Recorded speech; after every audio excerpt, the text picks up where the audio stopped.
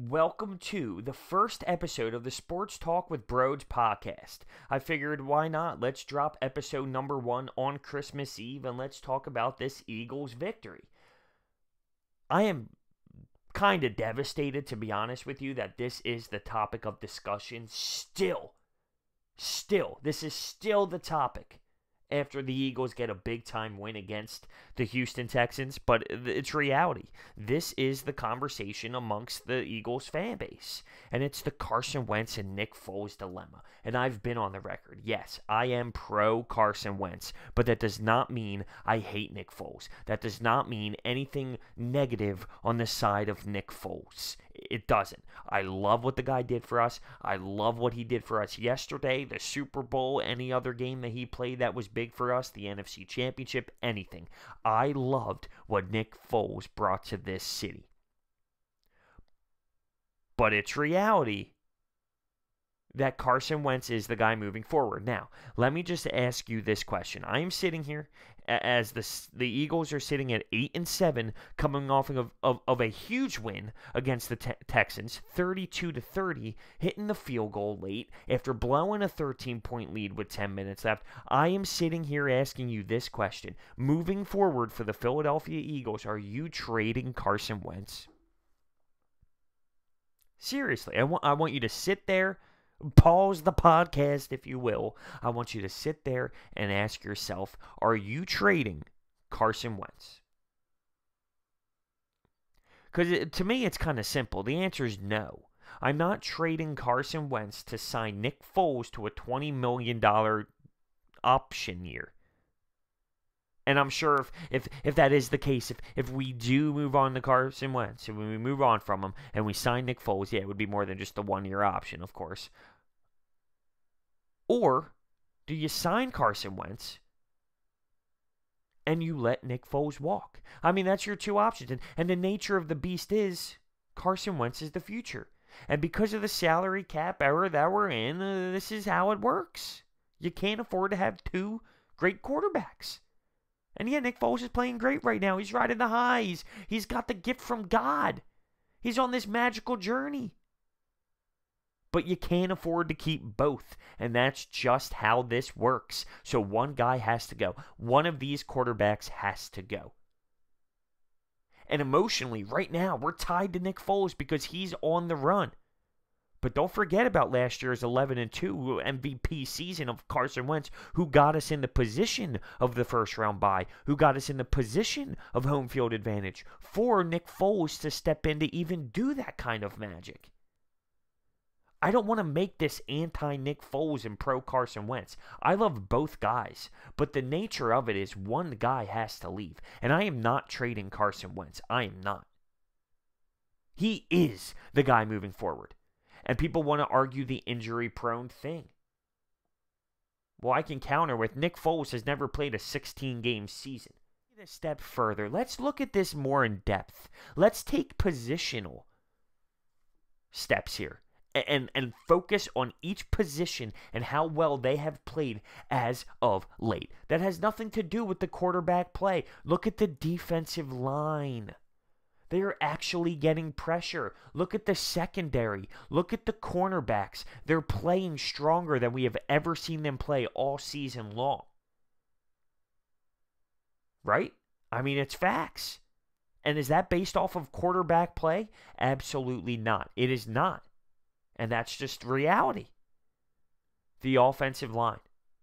We just held Aaron Donald and J.J. Watt to silent games. That does not happen. And teams do not do that. And I'm sure here comes the argument.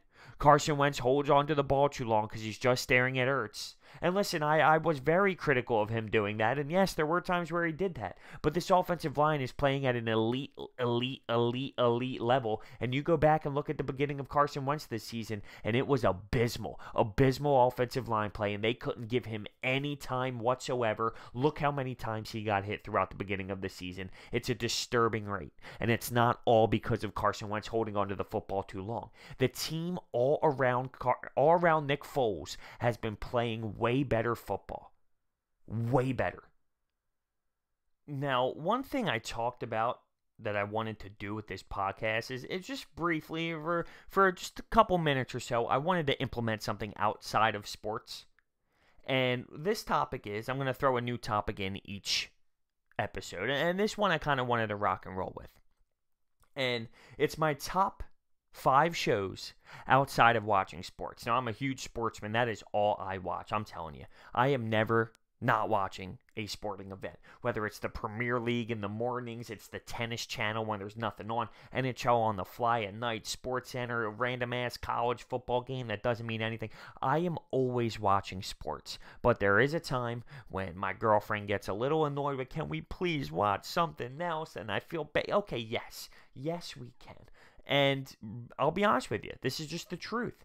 I watch sports or just dog shit reality television. And I know that it's bad television. I know that it's bad reality TV, but I find it enjoyable in the most jerk-off way possible. So leading it off with number 1, and this one's kind of tough. It really is. And it's these they're not even in an order. I don't even think I can put them in an order. So I'm just going to spitball them off here. And the first one I'll say is I'm a Kardashian fan. I am a Kardashian fan. I think it's phenomenal television. They are absolute jerk-offs, and it's great to watch. And that goes hand in hand with Jersey Shore. Now, if you missed out on Jersey Shore in its prime, you missed out on probably one of the best shows ever on TV.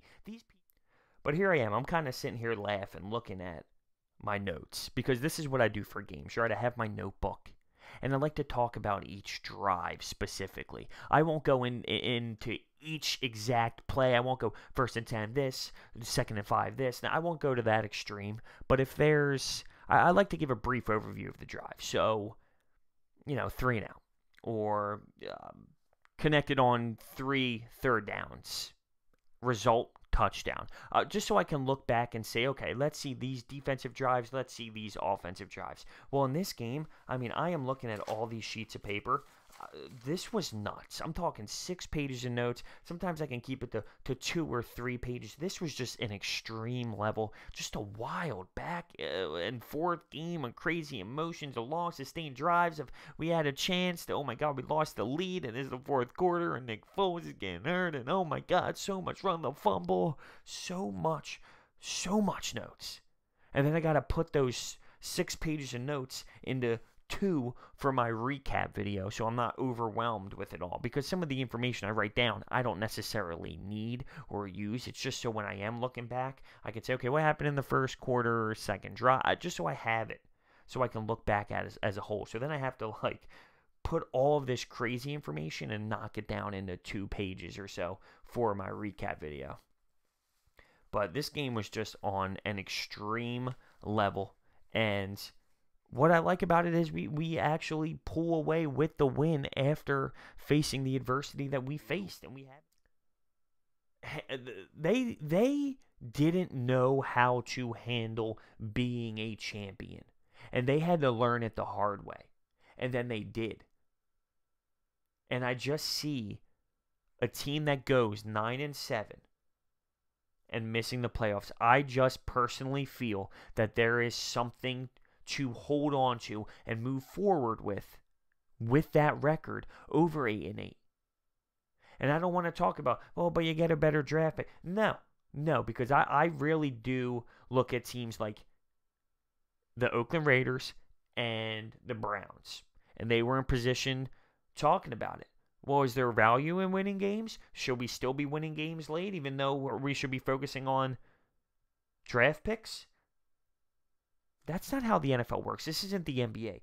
But I sit here looking back at yesterday's 32-30 win, looking back at Jake Elliott hitting the field goal, looking back to Nick Foles and his outstanding game, looking at how the defense played, looking at the defensive front, the cornerbacks, the safeties, Alshon, Aguilar, and that 83-yard bomb, which was ridiculous, by the way. Ertz and his record. I look back at it.